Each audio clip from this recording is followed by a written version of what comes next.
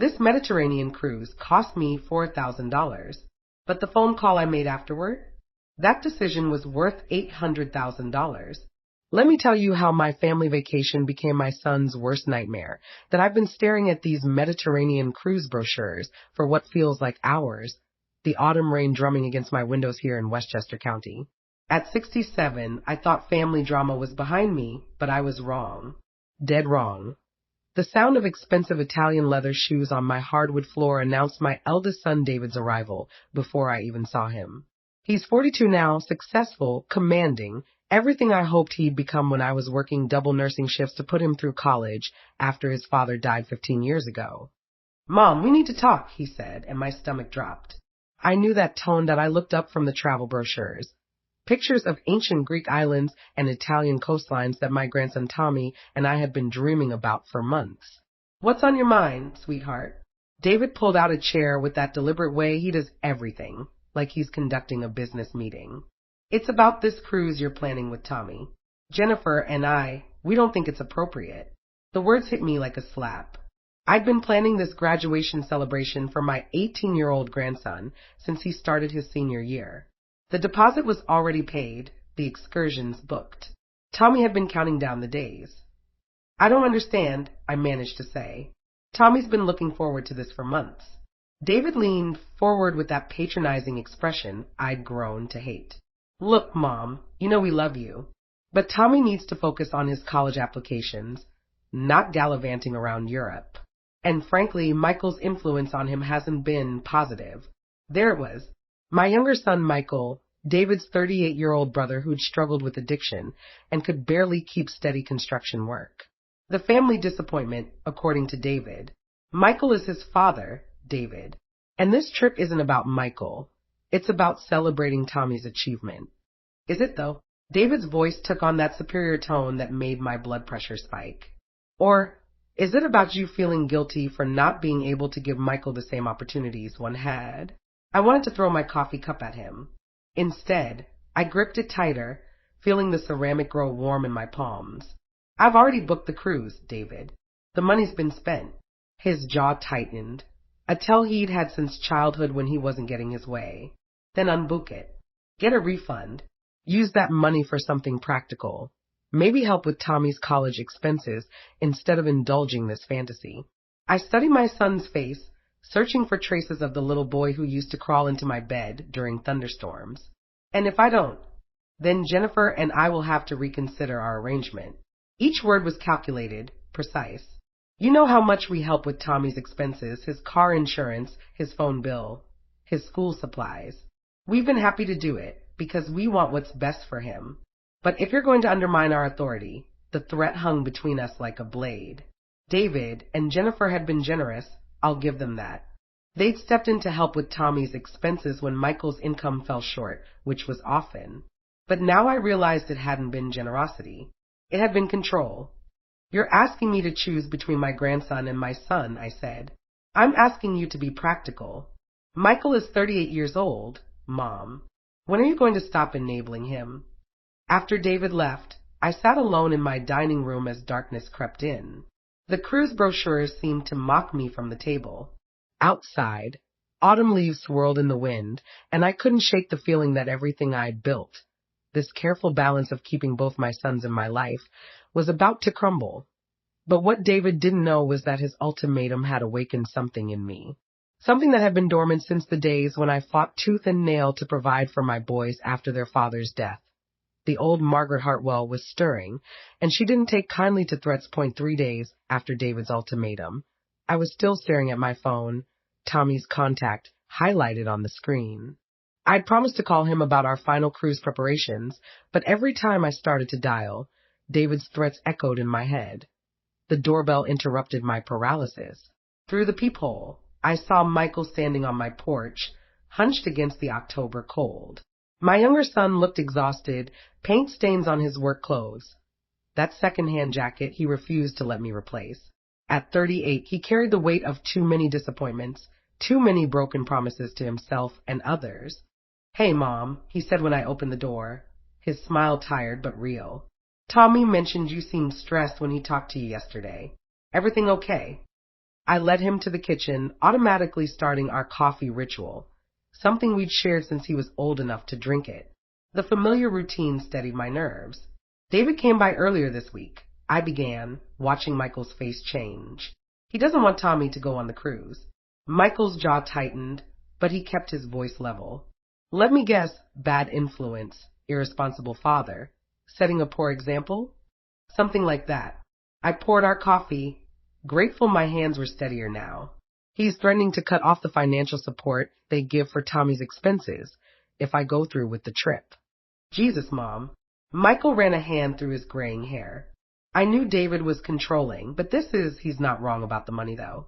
I sat across from him, noting how his work clothes hung loose on his frame. Had he been eating enough? You know I stretch every dollar from my pension, and David and Jennifer do help significantly with Tommy's car insurance, his phone, I know. Michael's voice was quiet, defeated. And I know I can't match what they contribute. The construction work has been sporadic, and after child support. He trailed off, staring into his coffee like it held answers that I reached across and covered his hand with mine. This isn't about money, Michael. It's about our grandson experiencing something wonderful before he heads off to college. No, Mom. It's about control. Michael looked up, and I saw something I hadn't seen in years. Fire. David's been systematically undermining my relationship with Tommy for years. The expensive gifts I can't match, the college prep courses I can't afford, positioning himself as the stable uncle while I'm just the screw-up dad who can't provide. The truth hit me like cold water. I'd watched this dynamic develop, telling myself I was staying neutral. But my silence had been complicity. That MY phone buzzed. A text from David. Have you made your decision about the cruise? We need to know by tomorrow so we can make alternative arrangements for Tommy's expenses if necessary. I showed Michael the message, watching his face harden. Alternative arrangements, he repeated. He's already planning to cut you off. Maybe I should just cancel the trip, I heard myself say, hating how defeated I sounded. No. Michael's voice was firm, stronger than I'd heard it in years. Mom, you've sacrificed enough for both of us. David's forgotten what you did to build this family, but I haven't. That evening, alone in my bedroom, I pulled out the metal lockbox I kept in my closet. Inside were documents most people forgot existed. The deed to this house, life insurance policies, investment statements. Assets I'd accumulated through decades of careful saving and the life insurance payout from my husband's death. David had always assumed he'd inherit everything. After all, he was the successful one, the responsible one. He'd made comments over the years about eventually taking care of the family assets and making sure everything was properly managed. But as I looked through these papers, I realized something David had forgotten. My name was on everything. And I was far from helpless. The next morning, I made 2 phone calls. The first was to my estate attorney, making an appointment for the following week. The second was to Tommy. Grandma, did you decide about the cruise? Dad seems to think you might cancel. Pack your bags, sweetheart, I said, surprising myself with how calm I sounded. We're going to see the Mediterranean. Just you and me.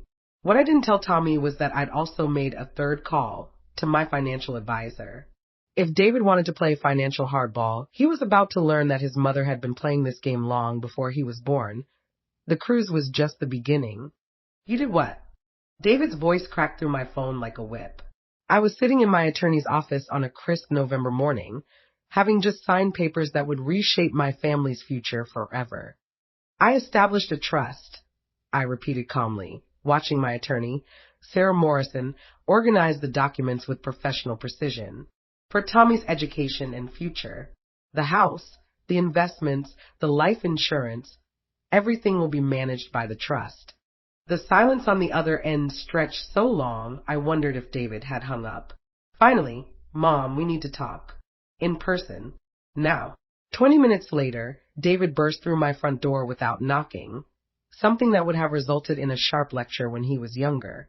His face was flushed, his usually perfect hair disheveled from running his hands through it.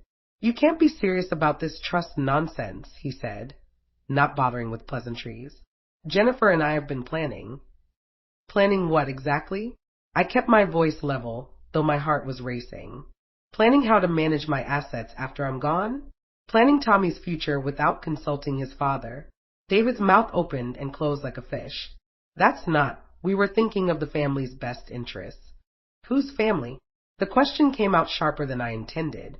Because from where I sit, you've been systematically excluding half of this family for years. I moved to the living room, settling into my favorite armchair, the one my husband had bought me for our 20th anniversary. David followed, looking around the room like he was seeing it for the first time. Maybe he was. Maybe he'd forgotten this was my house, not his future inheritance. Michael doesn't have the financial literacy to handle. Michael doesn't have anything to handle, I interrupted. The trust is for Tommy. And before you ask, no, you're not the trustee. David's face went white. Then who? Sarah Morrison, my attorney. She'll manage everything according to my instructions until Tommy turns 25. The house stays mine until I die, then it goes to the trust. The money is already moved. I watched my successful, confident eldest son crumble before my eyes. All his assumptions about his future, his financial security, his control over the family narrative, gone with a few signatures. This is about the cruise, isn't it? He said finally. Mom, if you want to take that trip so badly, just go. We can work something out. It's not about the cruise anymore, David.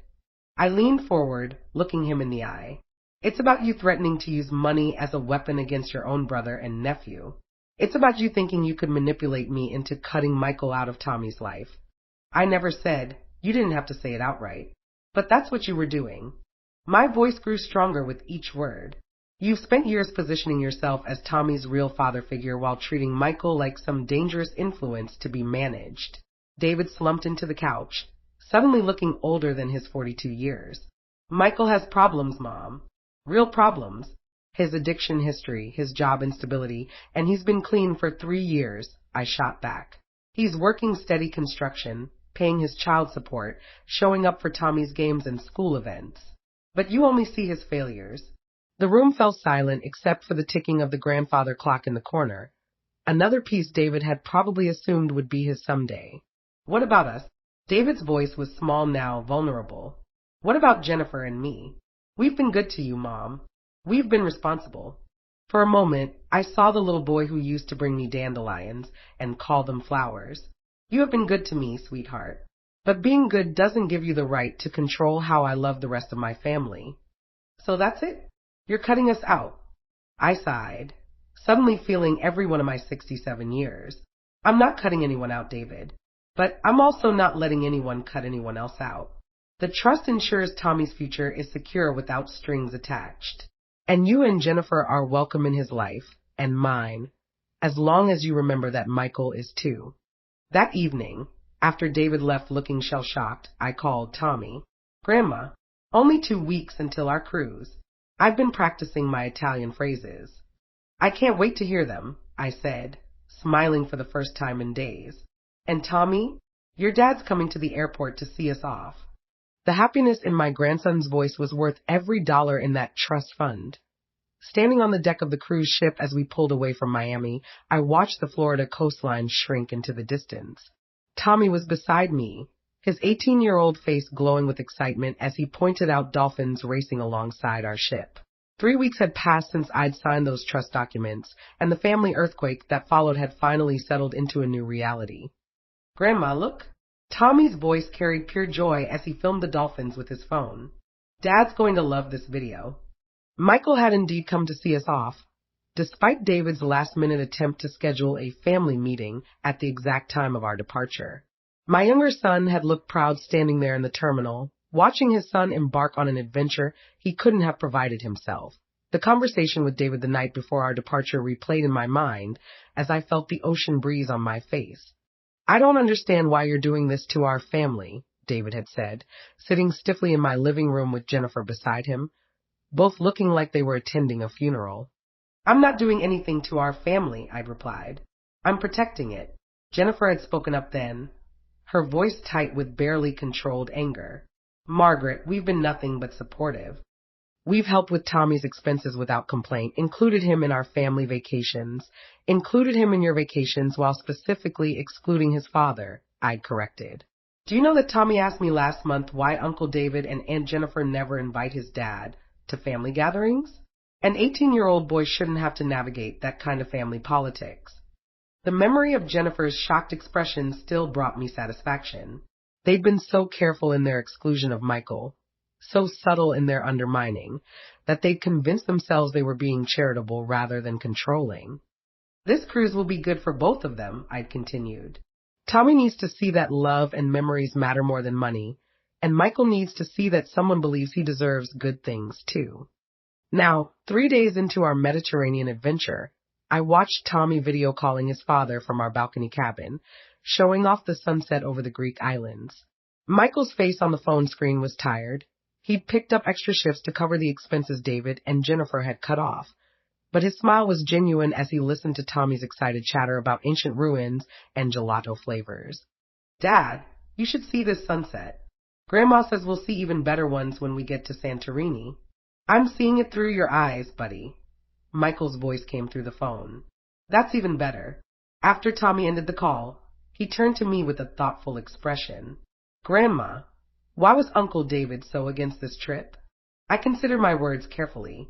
Tommy was smart enough to have noticed the family tension, the way conversation stopped when he entered rooms, the careful scheduling that kept his father and uncle apart. Sometimes people think they know what's best for others, I said finally, and sometimes they're wrong. But Uncle David and Aunt Jennifer do help out a lot with my stuff, Tommy said, leaning against the balcony railing. I heard them talking to Mom about how Dad can't really afford. Money isn't love, sweetheart. I moved to stand beside him, looking out at the endless Mediterranean. Your father works double shifts sometimes just to make sure you have what you need. Your uncle writes checks. Both of them love you, but they show it differently. That evening at dinner, Tommy surprised me by ordering in fluent Italian. He'd been practicing for weeks, he said, because he wanted to connect with the culture, not just observe it. As I watched him confidently navigate the menu and charm our Italian waiter, I realized this trip was giving him something no amount of money could buy. Confidence in his own capabilities, independent of his family's drama. On our last night aboard the ship, as we sailed toward Rome, Tommy and I sat on the deck under a canopy of stars I'd never seen so clearly in New York. Grandma, he said quietly, I know you changed something. With money stuff. Uncle David's been different since we left. Mom told me he's been calling a lot, asking about when we're coming back. I looked at my grandson, really looked at him. 18 years old, about to start college, caught between two sides of a family that had been playing tug-of-war with his loyalty for years. I made sure your future is secure, I said simply. No matter what happens between the adults in this family, you'll be okay. What about Dad? Your dad will be okay too. He's stronger than people give him credit for. Tommy nodded, then grinned. Uncle David's probably pretty mad, huh? Probably, I admitted. But he'll get over it. And if he doesn't, well, that's his choice to make.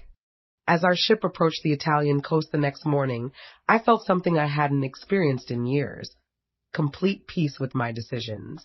I'd spent decades trying to balance everyone's needs, keeping peace, avoiding conflict. But sometimes peace isn't worth the price you pay for it. Tommy stood beside me as Rome came into view, his phone already out to capture the moment. This has been the best trip ever, Grandma, he said, then paused. Are you worried about going home? About Uncle David? I smiled, feeling the Mediterranean sun on my face one last time. Not anymore, sweetheart. I've learned something important on this trip. Sometimes the people who claim to have your best interests at heart are really just looking out for themselves. And sometimes you have to choose who deserves your loyalty. The trust I'd established would ensure Tommy's education and future security, managed by professionals rather than family politics. David would inherit nothing unless he could prove he'd learned to treat his brother with respect. And Michael would finally see that someone believed he deserved good things. The old Margaret Hartwell, the one who'd fought for her family's survival after her husband's death, had returned. And she wasn't taking any more ultimatums from anyone as our ship docked in Rome. I realized this Mediterranean cruise had been more than a vacation. It had been a declaration of independence, from financial manipulation, from family favoritism, and from the exhausting job of keeping everyone happy at the expense of what was right. David wanted to play financial hardball. Game on. But this time, the ball was in my court, and I'd been playing this game a lot longer than he had.